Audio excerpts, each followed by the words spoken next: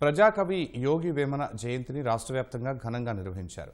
వేమనకు CM Chandrababu ఘన నివాళి అర్పించారు. కులమత భేదాలు, మూఢనమ్మకాలను పారదోలేందుకు వేమన తన పద్యాల ద్వారా చేసిన కృషి ఈనాటి సమాజానికి ఎంతో ఉపయుక్తమన్నారు. విశ్వదాభిరామ వినురవేమ అంటూ ఆయన చెప్పిన నీతి సూత్రాలు అనుసరణీయమని తెలిపారు.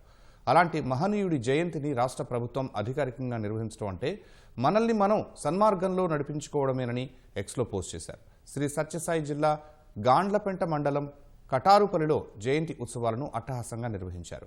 వేమన చిత్రపటానికి మంత్రి సవిత, ఎంపీ పార్థసారథి, ఎమ్మెల్యేలు కందికుంట వెంకటప్రసాద్, కాలవ శ్రీనివాసులు, సురేంద్రబాబు, సాహితీవేత్తలు పూలమాలలు వేసి నివాళులర్పించారు. కార్యక్రమంలో 3 ఏళ్ల చిన్నారి వేమన పద్యాలను ఆలపించడం ప్రత్యేక ఆకర్షణగా నిలిచింది. కర్నూలులో ప్రజాకవి విగ్రహాన్ని మాజీ ఎమ్మెల్యే కోట్ల సుజాతమ్మ ఆవిష్కరించారు. ఎలాంటి స్వార్థం లేకుండా సమాజం బాగుండాలని రచనలు చేసిన వేమన ఆదర్శనీయులని కొనియాడారు.